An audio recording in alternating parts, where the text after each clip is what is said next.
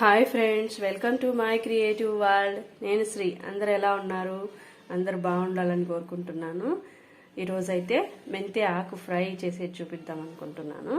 దానికి కావాల్సిన ఐటమ్స్: మెంతి కూర ఒక కట్ట, కారం పొడి, కరివేపాకు, ఎండు కొబ్బరి తురుము లేదంటే పౌడరు ఏదొకటి, ఉల్లిగడ్డ, ఒక గ్లాస్ కందిపప్పు. ఇవి కడిగేసి నానబెట్టాను. ఈ మెంతి కూర కూడా వలిచేసి అంతా చిన్న చిన్న కట్ చేసుకొని కడిగేసి శుభ్రంగా రెడీగా పెట్టుకోవాలి. చాలా బాగుంటుంది. చపాతీలోకి కానీ అన్నంలోకి కానీ చాలా బాగుంటుంది. అందరూ ట్రై చేయండి, బాగా ఇష్టపడతారు. ఇప్పుడైతే ప్రాసెస్లోకి వెళ్ళిపోదాం. ఫస్ట్ అయితే పప్పు ఉడకబెట్టుకుందాము.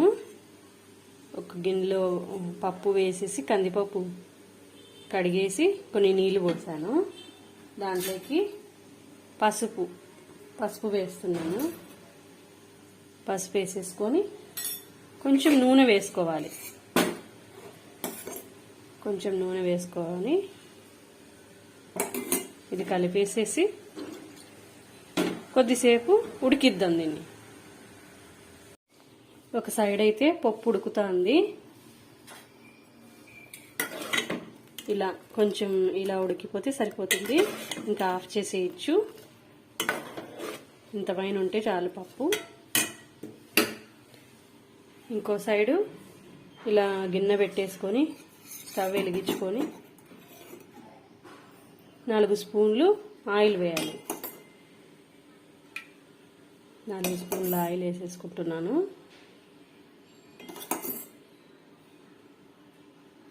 దాంట్లోకి ఈ నూనెలో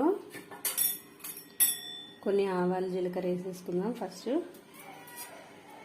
ఆవాలు జీలకర్ర, శనగపప్పు,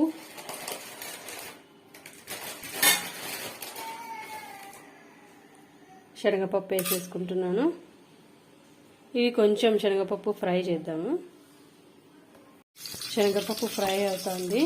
ఇప్పుడు 4-5 వెల్లుల్లిపాయలు వేస్తున్నాను. అందులోనే ఒక ఉల్లిగడ్డ చిన్న చిన్న ముక్కలు కట్ చేశాను. తర్వాత కరివేపాకు, ఇవన్నీ వేసేసి కొంచెం సేపు ఫ్రై చేసుకున్నాం. పోపు అయితే ఫ్రై అవుతుంది. ఇప్పుడు దాంట్లోకి ఉప్పు వేద్దాం. ఈ కర్రీకి సరిపడే ఉప్పు వేసేసుకొని తర్వాత కొంచెం పసుపు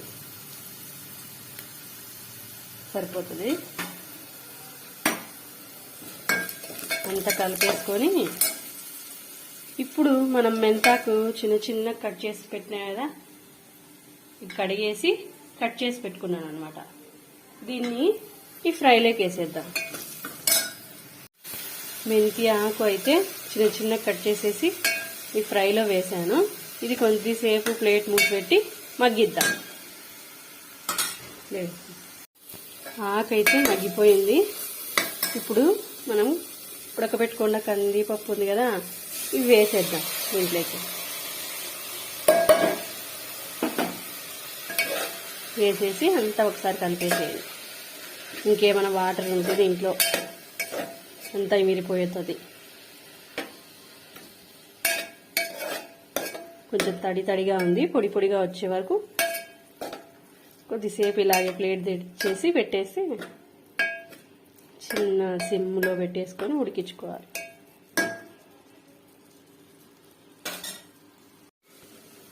తడైతే కొంచెం పోయింది. ఇప్పుడు కారం పొడి కర్రీకి తగ్గట్టు, మీ స్పైసెస్కి తగ్గట్టు నేనైతే 2 స్పూన్లు వేస్తున్నాను. ఎందుకంటే పప్పు కూడా ఉంది కదా, కొంచెం ఎక్కువ వేసుకుంటేనే స్పైసీగా ఉంటుంది, లేదంటే సప్పగా అనిపిస్తుంది అనమాట. మెంతి ఆకు కొంచెం చేదుగా అనిపిస్తూ ఉంటుంది కదా, అది కూడా నార్మల్గా రావాలంటే కొంచెం కారం ఎక్కువ వేసుకుంటేనే సెట్ అయిపోతుంది.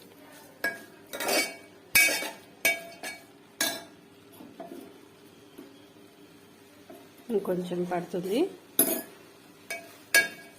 ఇలా కారం పొడి వేసిన తర్వాత ఇంకా లాస్ట్ ఎండు కొబ్బరి తురుము ఇది వేసేసుకోవాలి. తురుము కానీ పొడి కానీ ఏదైనా పర్వాలేదు.